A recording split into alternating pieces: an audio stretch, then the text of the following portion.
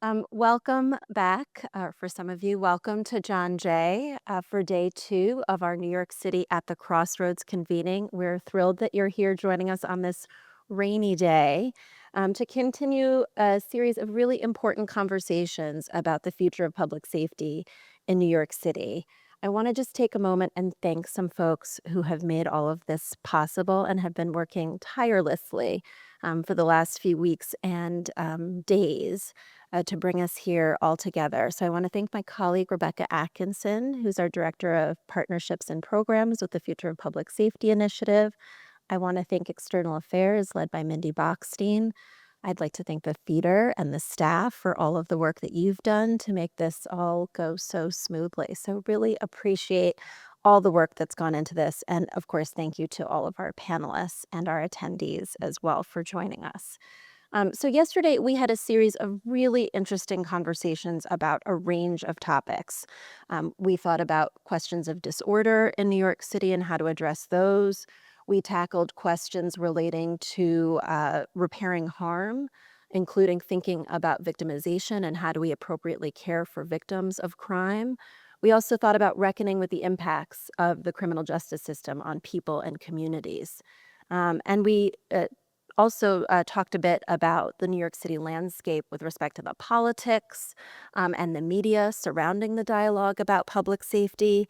And we talked about the future of the CMS, or the community violence intervention programs that are so vital to some of the success that New York City has seen in reducing crime over the last 3+ decades. Today, we have equally exciting and interesting panels for you. We're going to start with a conversation about what New York City can learn from the rest of the country. I think sometimes we operate in a bubble here, and in many ways, I think we are leaders with respect to public safety and reform, but there's interesting work happening around the country, and we thought it would be great to invite some folks who are engaged in innovation around public safety to have a dialogue here and think about what can New York City draw, what kind of lessons can we learn from around the country. So we're going to start with that dialogue. We're then going to talk a bit about enforcement and the role of enforcement in safety and justice. And thrilled that a friend, Ben Tucker, the former first deputy commissioner of the New York City Police Department, will be here to lead that conversation. And then finally, we're going to have a very timely panel called Breaking Cycles of Incarceration to Close Rikers Island. And as many of you may know, yesterday, a federal judge made a decision that a receiver will be appointed for the jails and the jail system at Rikers Island. And so we are fortunate in that we have someone on that panel who really specializes and focuses on the legal issues surrounding receivership, who can give us some insights into what we can expect from here on in. So we've got a wonderful series of panels, and then I would really encourage you to please, I know sometimes it's hard to stay in there until the end, but please stay for closing remarks from Stanley Richards, who's the CEO of the Fortune Society. I see him sitting here in the front row. He's been an incredible collaborator, and I think he's going to share some really important insights and thoughts that will help kind of bring together all of the themes and discussions that we've had over the last couple days. So again, thank you so much for joining us. I'm really excited about our panels today. I would love to invite to the stage Courtney Bryan, another friend and collaborator and co-conspirator. She's the Chief Executive Officer of the Center for Justice Innovation. Thank you, Courtney. We begin today's panels with lessons in innovation. What can New York City learn from the rest of the country? Our moderator is Courtney Bryan, CEO of the Center for Justice Innovation. She'll be joined by Joe Kaplan, Senior Vice Chancellor of Research and Collaborations at Rutgers University, Newark. Eric Dalton, Director of the Allegheny County Department of Human Services. Yolanda Lewis, Executive Vice President of Justice Systems Design at the Meadows Mental Health Policy Institute. Chico Tillman, Executive Director of the Community Violence Intervention Leadership Academy, and Jessica Yager, Senior Director of Housing Justice Initiatives at the Center for Justice Innovation. Thank you. Good morning, everyone. I have to admit it was a little tough to get out of bed this morning on a rainy, cool day, but nothing gets you excited like innovation. So if the topic doesn't inspire you, I don't know what will, to get us started today. So I am thrilled to be here with colleagues, people I've admired and I'm excited to learn from. I would like to divide the conversation into 3 acts. So you'll hear from everyone in these sort of 3 acts. The first is, who are these people and why are they on a panel about innovation? And they're going to talk a little bit about that. Then the kind of meat of the conversation is really, I'd like for each of them to talk about the what of innovation. So from different fields, as you'll hear, that they have experience in that are related and within the community safety and justice space. What are some innovations that New York should be learning from, as we saw or heard? We are a leader for sure. There's, the New York miracle is something that is extraordinary, reducing crime and incarceration, but there's so much more that we can learn from, and these folks will give us that. And then I think an important component of innovation is not just the what, but how. How do you get these ideas started, and how do you sustain them? What are those key ingredients? So we're going to talk a little bit about that as well. So let me start with the who. So I'll just go down the line. Actually, each of you guys can introduce, say who you are, but why do you think you're here? What in your work and in your field kind of brings you to a panel on innovation? So I'll start with you, Chico, if that's okay. Good morning, everybody. I think when you think about why I'm here in this moment and in this time, I really want to say it's purpose and mission. I think growing up on the west side of Chicago, seeing the calamities and peril that went on in my community, and really just a desire to have an opportunity to live in a safe environment where not only individuals can survive but thrive, has propelled or pushed me to work with others, to collaborate, to create change in communities where I live, my family live, my friends live, and my neighbors.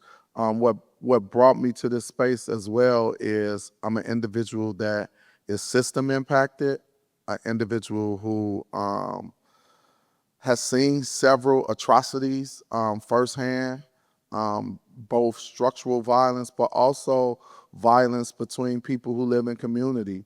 And I really have a desire to see change. And the reason I believe innovation is so important is because time is forever changing, and we must be innovative and creative with things as they change to stay in front of some of the challenges that we have.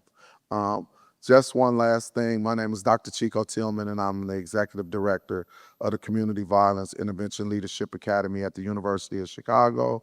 And also, I've worked in this space as a practitioner for 15 years, help developing and replicate sites all throughout the United States and internationally. Thank you. Joel? Thank you. Good morning, everyone. My name is Joel Kaplan. I'm the Senior Vice Chancellor for Research and Collaborations at Rutgers University in Newark and a professor in the School of Criminal Justice at Rutgers. I've been in public safety and public service most of my life, and my own research has involved community-focused crime prevention programming. But most recently, I've seen how community organizations are empowered by data and analytics and become more involved in city outcomes. And I've seen how their data-informed perspectives have given them the ability to have valuable contributions to conversations on public safety and crime prevention that can't be as easily ignored.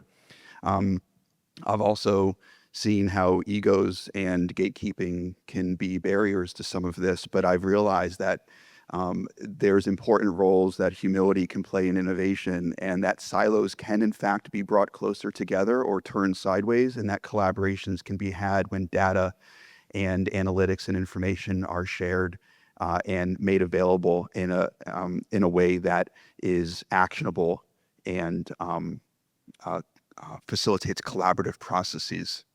among everyone involved and values their input. So I look forward to this conversation, and I appreciate the opportunity to be here. Thank you. Yolanda? Thank you. Good morning. My name is Yolanda Lewis. I am the Executive Vice President of Justice System Design at the Meadows Institute, which is based in Texas. But I live in DC, where I get to work with folks across the country. So I am a career justice practitioner. I started my career working with folks who were impacted by the system, and then worked to creating programs within the same context of government to support and respond to them. One of the reasons I think I'm here on this panel is because in that context, I saw how the system actually impacts individuals. And it is not anything that you can kind of fathom if you have not been in that system.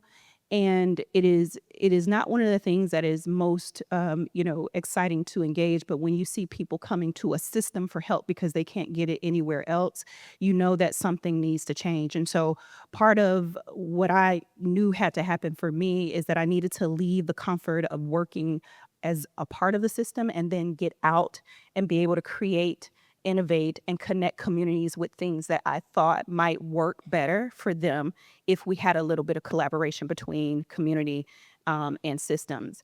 And so part of what I think is really important at this point is to think about the work that we do as failing forward. Everybody wants to have the answer. I am very comfortable not having answers. I'm very comfortable in understanding what helps communities feel like they are a part of the process as opposed to us creating a process for them. And so part of what we'll talk about today, which I'm very excited not only to learn, but also share, is how we have created these innovative strategies that have kind of flipped the idea of who gets to own the idea on its head, and create community and resilience and connection, so that everyone who is impacted by an event really feels like they're a part of the discussion. Thank you. Jesse Yager. Hi, this one. Good morning, everyone. My name is Jessica Yager. I'm the Senior Director of Housing Justice Initiatives at the Center for Justice Innovation, where my role is to support the housing work that we do. We are a criminal justice reform organization and a community safety organization, and because of that, we also work on housing, because housing is central to those issues. And so we have a team of folks who are working on housing both in community settings and in court settings. And we are also working to embed housing supports across all of our programming, and specifically focused on embedding housing supports in our criminal court sites. So I think I'm here because, the housing work that we do, I think, is very high quality and great, but I don't know that it's innovative. We're doing just high quality case management with folks, meeting people where they are, hearing what they want to work on and helping them move through. I'm thinking about both short-term housing needs and long-term housing stability. That might be innovative in some ways, but I think the thing that we're doing that's particularly innovative is that we, as an organization, are thinking holistically about people's needs and working with people and communities to set the agenda around bringing holistic services and approaches to our work. And then the other thing that I think is innovative about our approach, and the reason why I'm probably on the panel, is that we are also working to, get everyone thinking about how housing is really critical and central to community safety in criminal justice, criminal justice system reform specifically. So, thank you. Thank you. Erin? Good morning, everyone. Thanks so much for having me. It's an honor to be here. My major criminal justice credential I started my career at the National Institute of Justice in the Jeremy Travis days, and was there for 5 years and saw people really try to solve problems, dream about what a different world could be, and that was a great place to start. Today, I run the Department of Human Services in Allegheny County. That's Pittsburgh. I do what you would expect that we do. We run the Child Protective Services System, behavioral health, homeless and housing, older adult protective services, and a whole range of other programs. We also invest in violence prevention, diversion programs. We take big risks there, and that's maybe part of the reason why I'm here today. But mostly I'm here because we do have some of the best integrated data in the country. We do make efforts to use it across the board to inform our work, and agree, Joel, that it is a place where people can then find themselves at the table advocating for solutions that, in fact, can change the outcomes for people. So glad to be here. Thank you. So we're moving to the second act, which is the what, and each of our panelists sort of represent in many ways fields and some approaches that they're going to highlight. So I want to turn first to talk about innovations in community safety and violence prevention, community-driven solutions that are in that space, and CVI is the community violence interruption efforts are kind of, nationally known. New York City was an early adopter of CVI and has invested really in the infrastructure and funding to support that web across New York City. So we are ahead of many jurisdictions. But what I want to turn first to Chico to ask you, in your experience, because you have the national view, what's the sort of the next step in to advance gains made, that we have here in New York? I know you know us well, and who in the country should we be looking to emulate? That's a great question. First, I want to say the thing I love about New York is that they were able to come into the space with an innovative spirit and be able to take two of the greatest ideas around CVI and make them their own, even from the start. When you think about the cure violence model, and of course, the GVI model, or focused deterrence model, that even David Kennedy came up and Dr. Sluckin came up, New York from the very start said they needed more. They needed more of a holistic or comprehensive model. And what I saw even from the beginning is that the strides that were made in New York outpaced the strides that were made in Chicago and Boston, because New York understood that they had to do more than just deal with the present situation, but they had to take a longitudinal approach also to uproot and mitigate root causes of violence. I think some of the things we are seeing now that are more innovative and really across the country is that people are able to utilize branding and marketing through social media and use influencer to really change cultural norms, to change the way people think about resolving issues. And that's really the next step. The next step beyond mitigating the act is changing the way people even think about conflict, so that it don't even lead to the point of people even contemplating using violence to resolve it. Because when you think about violence, most of violence is centered around interpersonal conflict. I know we see mass shootings a lot, we see school shootings, we see things that draw national attention, but everyday violence typically is interpersonal. Two people that knew each other, that wanted to solve a problem, and it results in violence. So we have to, in the same way we changed the way the country thought about smoking, the way people thought about seat belts, we have to change the way people think about resolving conflict. And one way to do it is through social media. We're seeing all of that connectivity, sharing thoughts, but continuous collaboration, and most importantly, standardizing the work, stabilizing the work, and institutionalizing the work so that it's a part of the public safety ecosystem and not just an add-on. The last thing I want to add is these investments allow us to save billions of dollars. I want that to set in. Right now, violence costs our country around $500 billion a year. And by investing in CVI, we're able to save billions of dollars.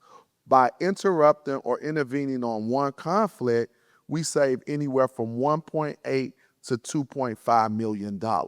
So when you think about that, not only does it create healthy communities, but it's cost saving for taxpayers and for society. Thank you. Chico, you focused on people and on, the kind of interpersonal conflict that leads to violence. I want to turn to you, Joel, to talk about place.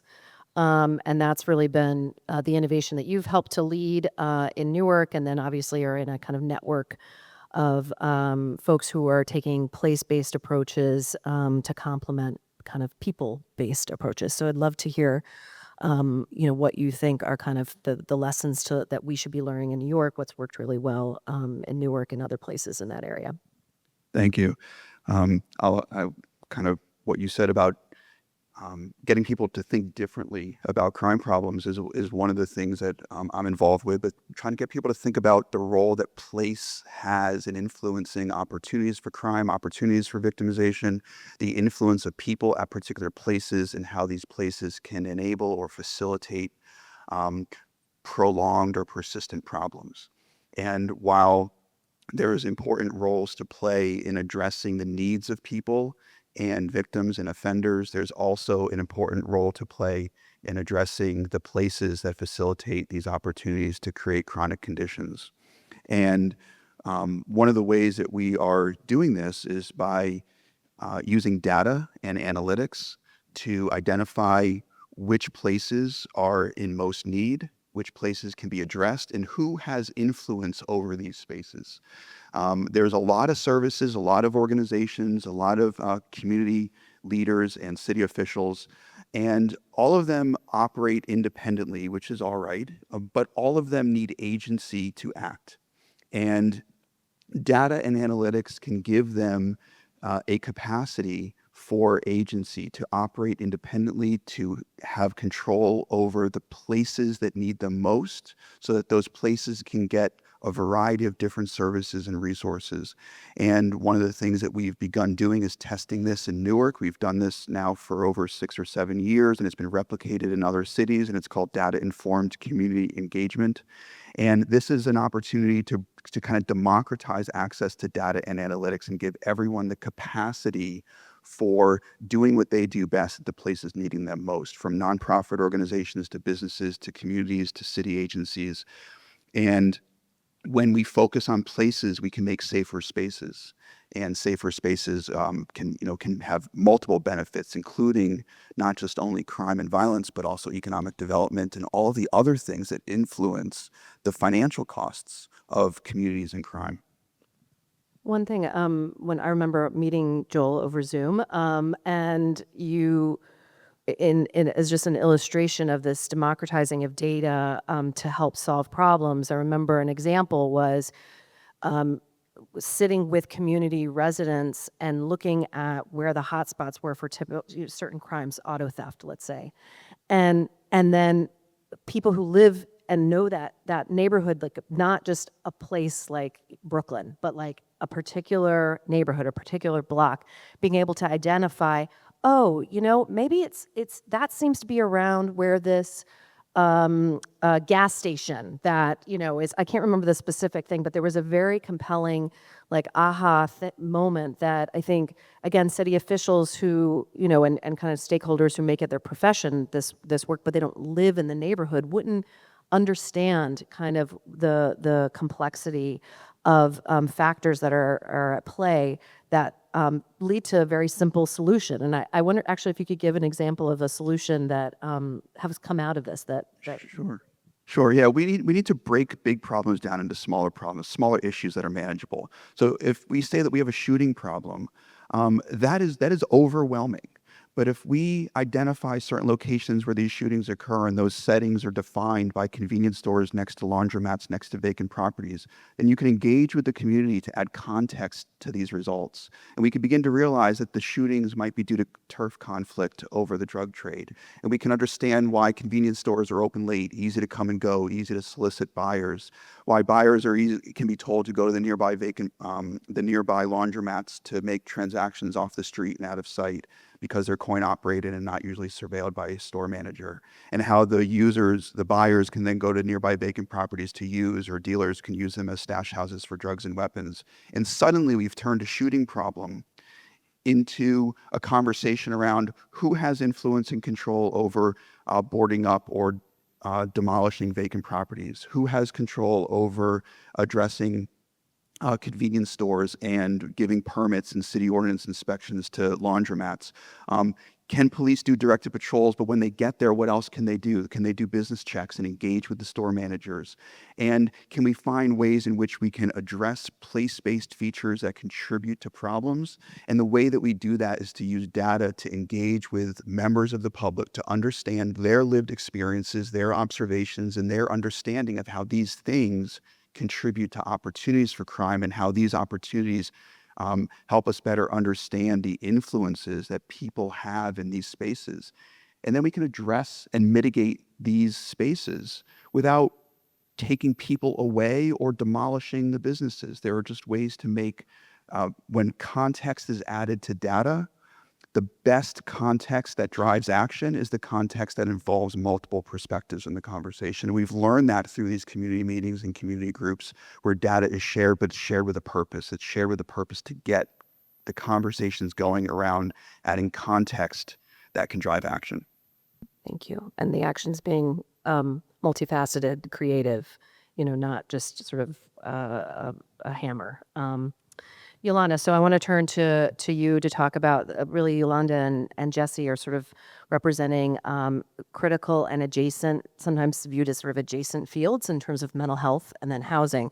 So want to turn to you, Yolanda, in your national work. Who do you think is leading kind of the most cutting edge and promising work, particularly in the crisis response field? That's obviously, we saw a panel on this that involved a conversation on this yesterday. Would love to hear who we should be looking to there. Yeah, that's a really great question. And I can't tell you who you should be looking to because really innovation and crisis response is really dependent upon your communities. And I think that's the one thing that I just wanted to kind of level set with is that innovation itself is not this big thing that everybody has to adapt to. Innovation is small in some stages. It is unique to communities. It is responsive to the needs of a particular jurisdiction. And so it doesn't have to be like this huge, sea change in the way we do things. And as a matter of fact, I will tell you the things that have worked the best for us are incremental innovations. And so New York is doing a lot of fascinating work. And I think folks across the country, even when I lived in Georgia, looked to New York for guidance and direction on what was next. But there are some places across the country that are uniquely doing things that connect back to New York. So I'll tell you about a program that we have been working on, which we call person-centered triage approach, which was created out of this idea of small incremental innovations. One was UC Berkeley had done some research around people in crisis, and once they had engaged with the system, how they could be asked specific questions with a level of fidelity that would elicit responses that outperform the clinicians. So we had been depending on clinicians to kind of tell us whether a person would have the propensity to harm themselves, engage in violence, or engage in self-harm. And what we realized from this study is that they would tell you at a much more truthful, honest, and reliable rate if you just ask them specific questions. That was one piece. Then in Austin, Texas, there are 240 million 911 calls that come in across the country. And many of them, the data shows that about 20% plus of them have a mental health or substance use undertone to them, even if you don't acknowledge that it is. And so in Austin, they did this really revolutionary process where instead of calling 911 and asking people, what is your emergency?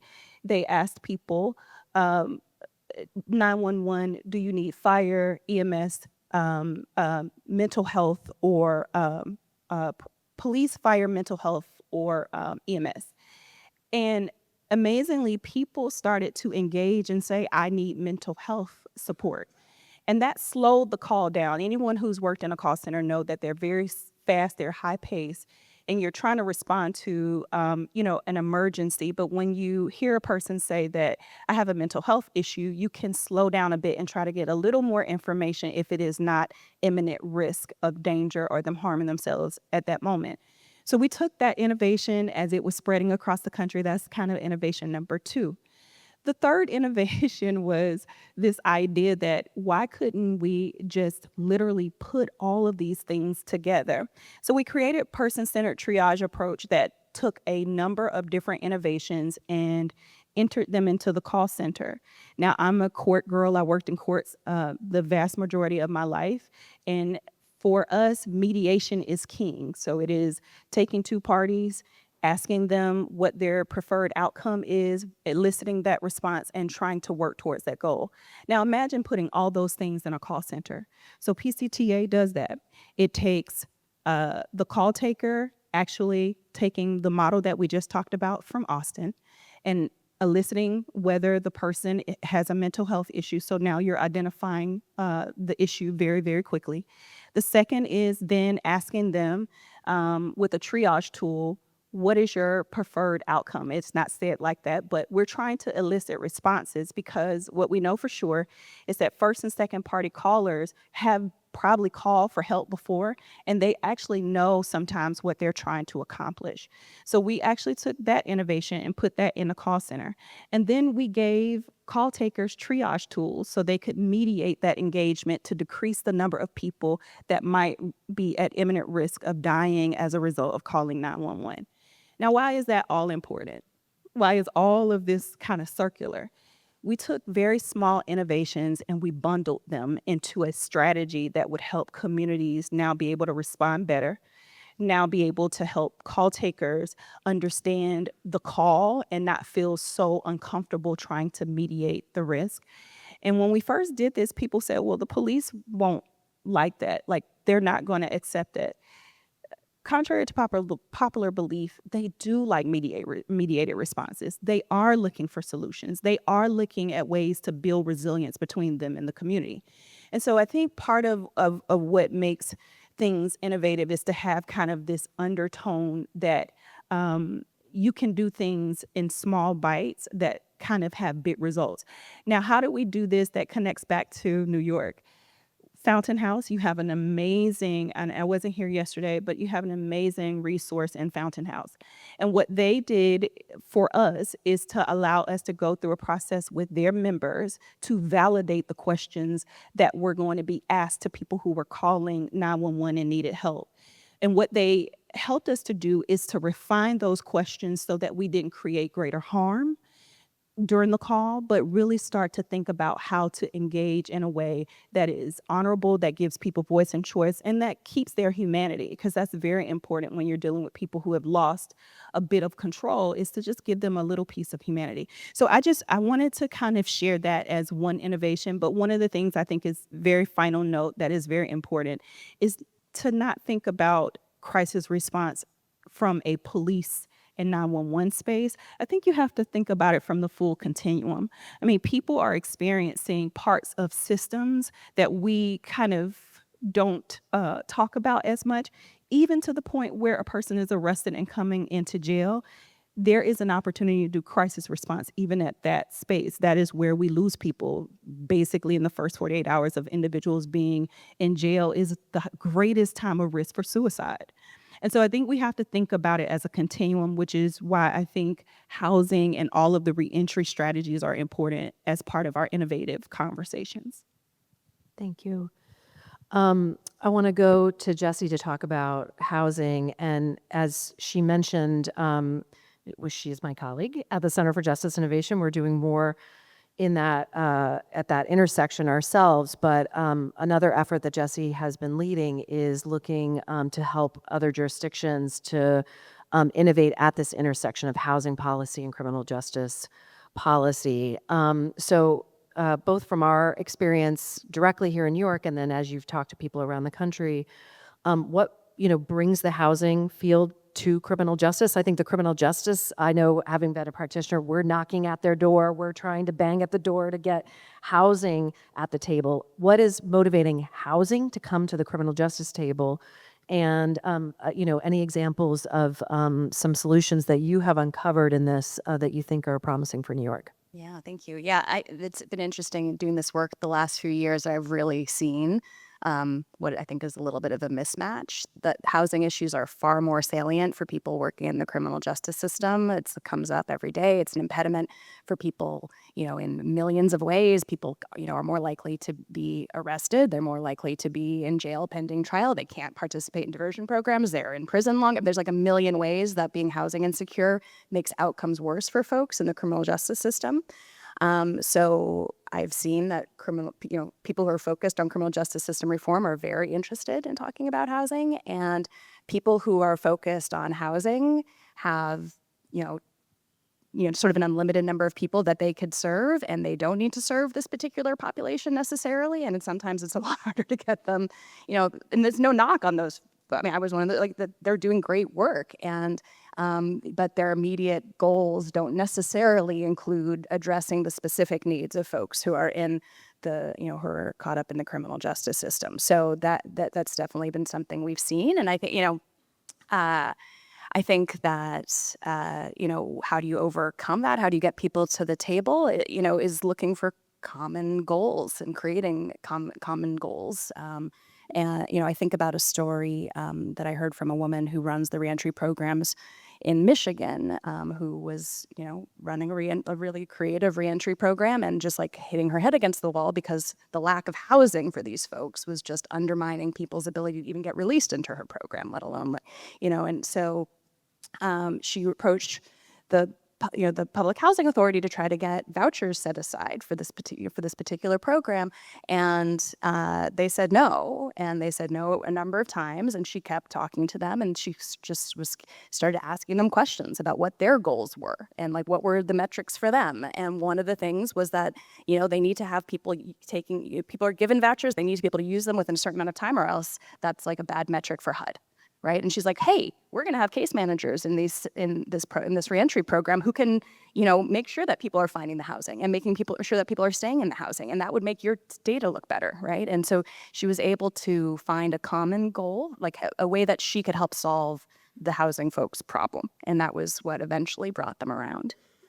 So I think of that example a lot. And then just thinking about what, we've seen, looking both through our work, and then also we've done some research on this question of innovations at this space. And, Yolanda, so much of what you said really resonated with me. I mean, it's, I'm sure it's true in your field and other fields as well, but it was certainly in housing, people are like, there is no housing, there's nothing you can do, right? People really throw up their hands at this problem. And, what you see when you actually talk to people who are doing the work is that there are really impactful incremental things you can do to really move the needle. And so we did a landscape scan of programs. You can find it on our website if you're interested, where we talk about, there's 60 programs or something that we classify and describe in this paper.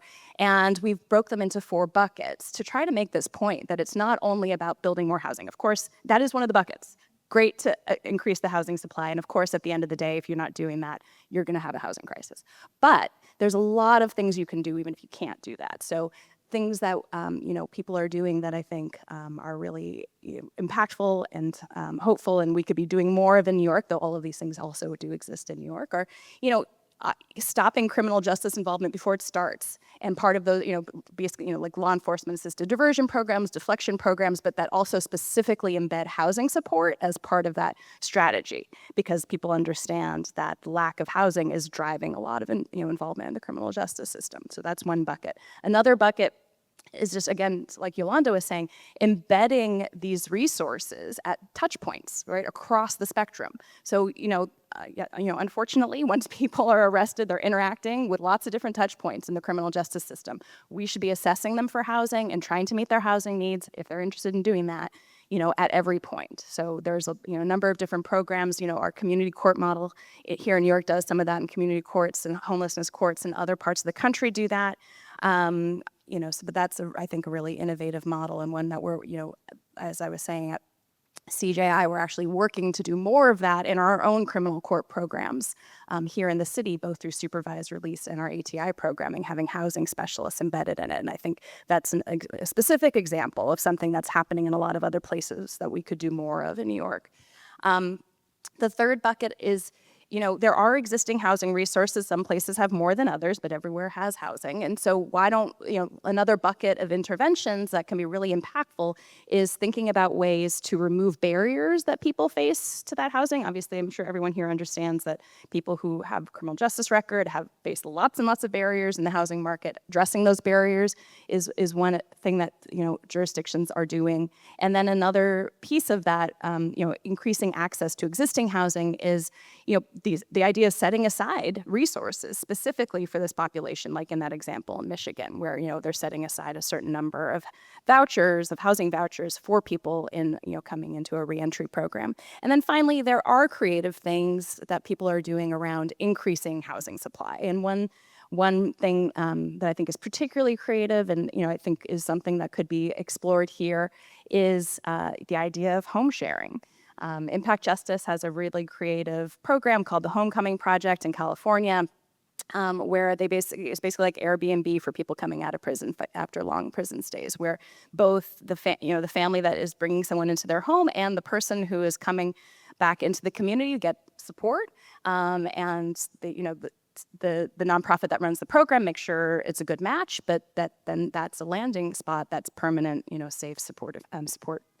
A housing where people are getting support that they need. And then I think that there's also, as I think about solutions for New York City in the bucket of, expanding housing supply, I think a lot of places are better at thinking creatively about housing than we are here in New York. And I think that in order to really address the affordable housing crisis and the homelessness crisis and the specific needs of people who are, who are reentering, I think we have to think about a broader set of housing models like SROs and accessory dwelling units and ways of, like these home sharing ideas like the Homecoming Project, and also shout out to Osborne for their kinship reentry program is another similar model that we do have here. But I think thinking creatively about how to use our existing housing stock to house more people has to be part of the solution, and we could do better here on that.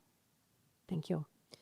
Erin, so you're the only person who actually has to run an agency. You're a government leader who has a big job and a broad portfolio, and the title of yours is Everything Everywhere All at Once, because that's sort of what you're responsible for, but also what in Allegheny County, as you said, you have done, which is sort of bundle, as Yolanda mentioned, a number of interventions and what were innovations and in some cases may still be at that stage of life, but many are becoming now sort of systematized.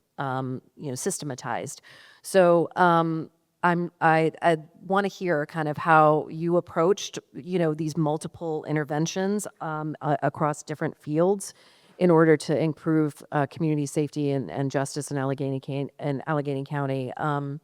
And like, what was your thinking on how you approached it that way? And then I know, as you said, the integration of data, that's been a theme in this, the role that data has played in identifying those solutions, but also helping you track progress. Yeah, thank you. Let me try and take it from the data perspective, just because I think that's probably what makes us unique to New York City, who does a lot of amazing things and we take inspiration from.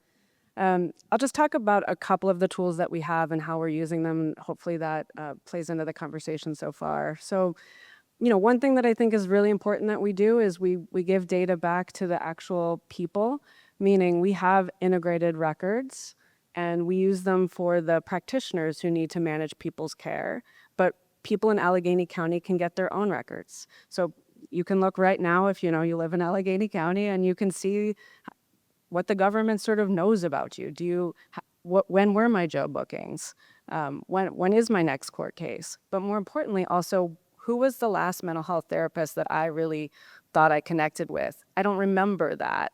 I can go look and access my own records and manage my own care. And I think when you give people back their own data, both for the reasons of managing their own care, it brings a lot of trust in the way we use it for other purposes, that we are willing to share that back. let me just pick up on the violence prevention, just like some tools that we've offered. Why would we expect that violence interrupters really do know where every act of violence and every shooting is happening? We wouldn't allow child welfare workers or others to not be deployed based on information. So we've developed apps that help to deploy that staff. Again, provide people the tools that they need to actually do their job. And that's an accountability resource as well. We know when people responded, we know what people did.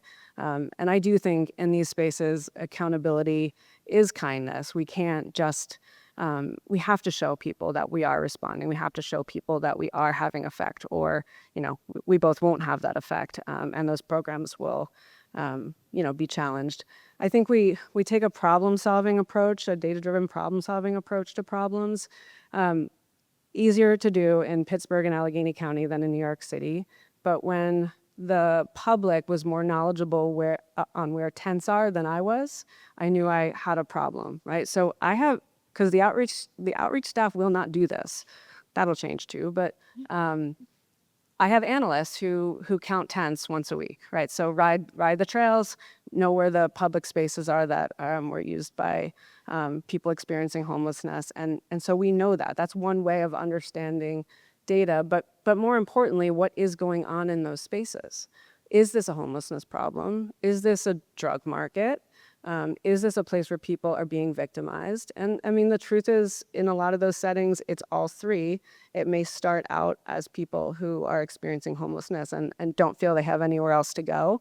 And then people become perpetrated upon. It becomes drug markets, and it becomes more of a place of disorder than an actual housing problem at that point.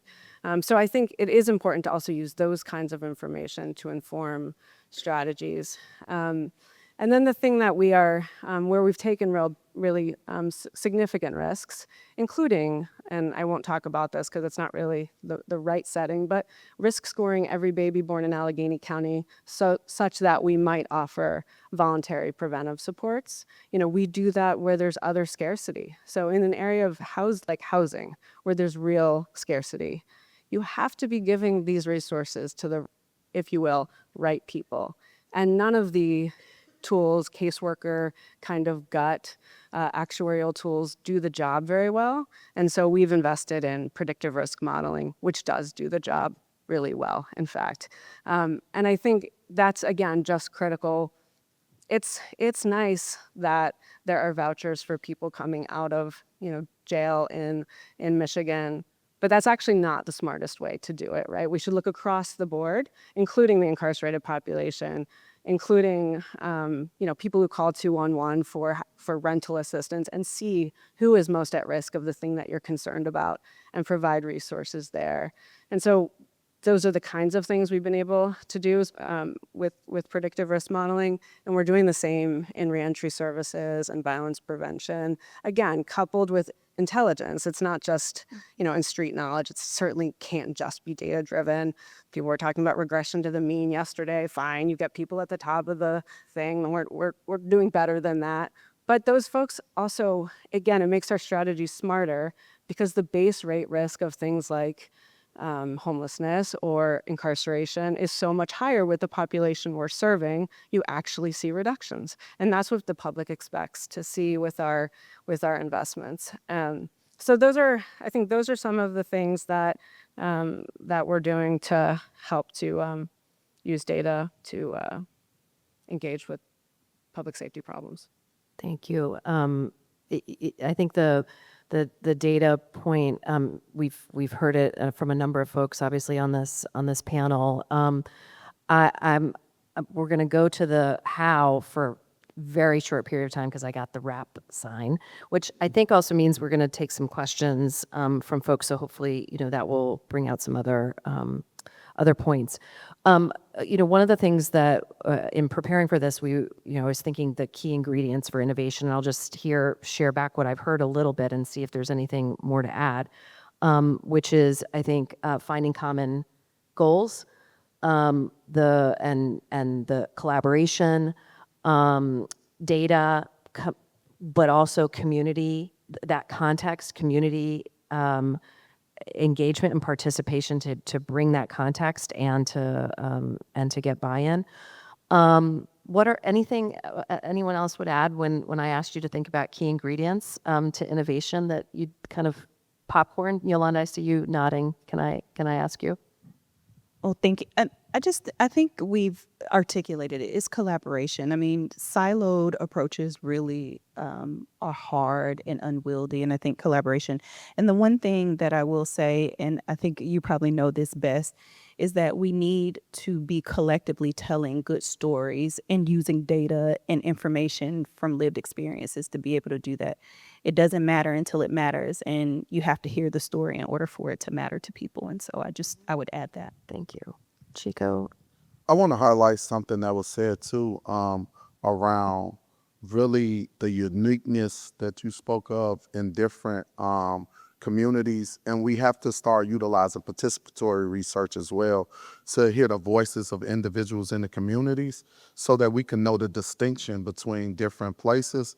Also something I have to bring forth too that I didn't bring forth is behavior change management is a game changer that we brought into CVI that has really catapulted us to the next level, such as CBT, CVI, and other mechanisms that help individuals actually change.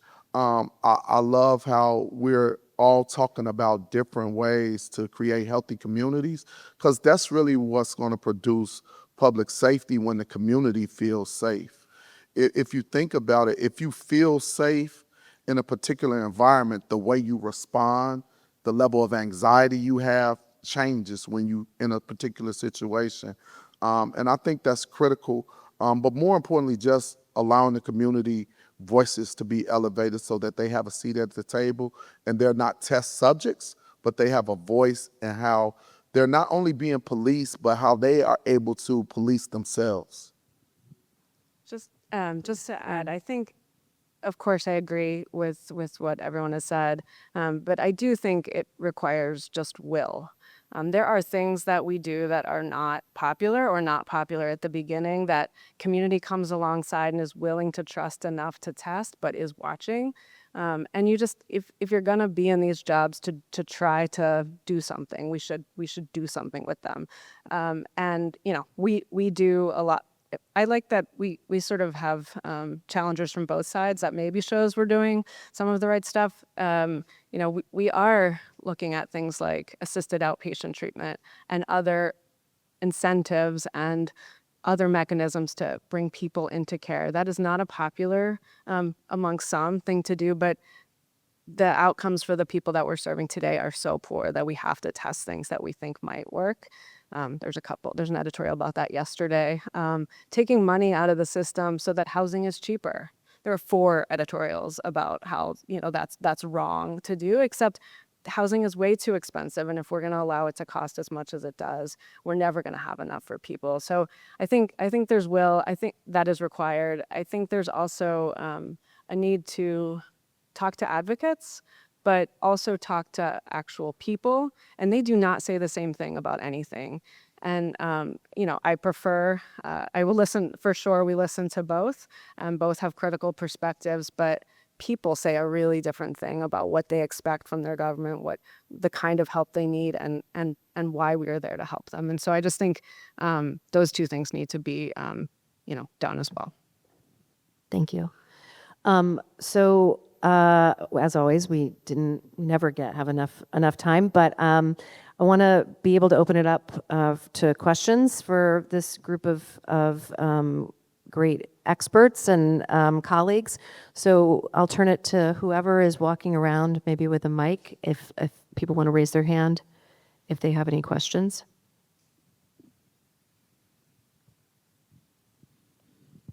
Hi, good morning. On the other side of you, Erin, I actually have a question for you. I know you can't see anybody, but maybe the sound I think will this is help you. Deanna Logan. Ooh, why did you out me, Cressy? I just wanted to ask my question. I actually had a question about the accessibility publicly for individuals to manage their care. So here in New York, for medical treatment, we have something that's called MyChart. I have it, my parents have it, it's accessible. And even my parents, who are seniors, where everybody talks about not using technology, really use it to manage their care, right? But it's private. So I can't get into my parents' My Chart unless my mom decides she wants to share with me, which she's a control freak, which she passed on, so she doesn't. But is the system that you created also something that's similar to that, so that as you talked about individuals being able to say, well, when I went in the last time, I really connected with that psychiatrist and I want to find that person again. Is that accessible only to that individual, or is that now public knowledge for the rest of Allegheny County? Thanks for the question. Certainly not public knowledge for the rest of Allegheny County. And we do take care to make sure that people are managing their records. So we also, unless your parents gave you access, we wouldn't just give you access. But it is open to the clinicians that are serving them. And so government partners for sure, but when is it more important to access that information than at intake? That is the time where you're engaging with somebody. They could help a person access their own record, but they can also access that record themselves to say, okay, this person just came into a crisis center. We know the following episodes has happened to them over the past. We can talk to them about their history. And so it is also for practitioners to manage, to help to support people's care and integrate care across the continuum. But certainly we've got a number of public tools, but not personal level public tools for sure. Thank you. I think was there another question on this side?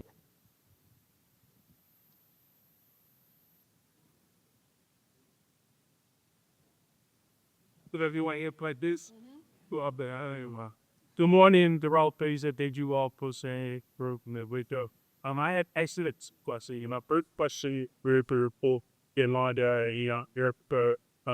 support get back burn. It's all about storytelling power or the collaboration. Good to know how do you ensure stories are the environment but the energy in the booking line where the issue is across the says. In the market possible do a chico that all sort about stuff out big easy good book that covered big itchy was driving but sprary either so that I'm pretty it is a bit reasonable and it be say hot this so that but that is about that that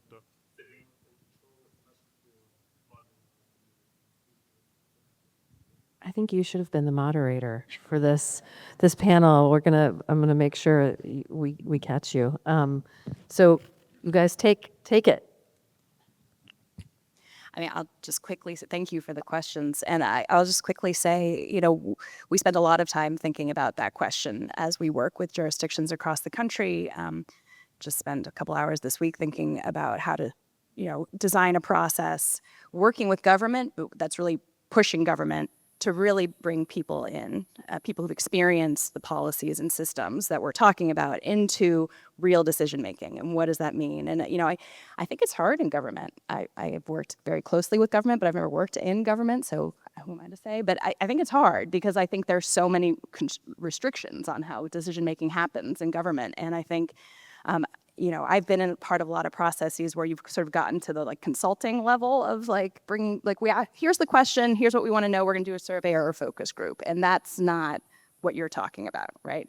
And so the question of how you bring communities into really into a co-design or a co-production kind of process where their community impacted people are defining the question, defining solutions, making decisions about resources, all of that stuff. I'm just really restating the problem. I don't have the answer other than I think part of it, part of what I've realized is that I think part of it's time. Yeah, I think that there's this rush. I mean, government can also be very slow, but there's a rush and budgets have to be done at a certain time and decisions have to be made and legislation has to get passed, and that doesn't go well with the process that needs to happen when you're engaging with people in a meaningful way, when you're doing the kind of processes that folks up here have been talking about, that Joel talked about, right? That can't be on a particular calendar. And so I think that's one thing I've been thinking about is for the government folks we're working with, how do we help them slow down their processes and think about what are where can you really give up power and and bring other people into decision making.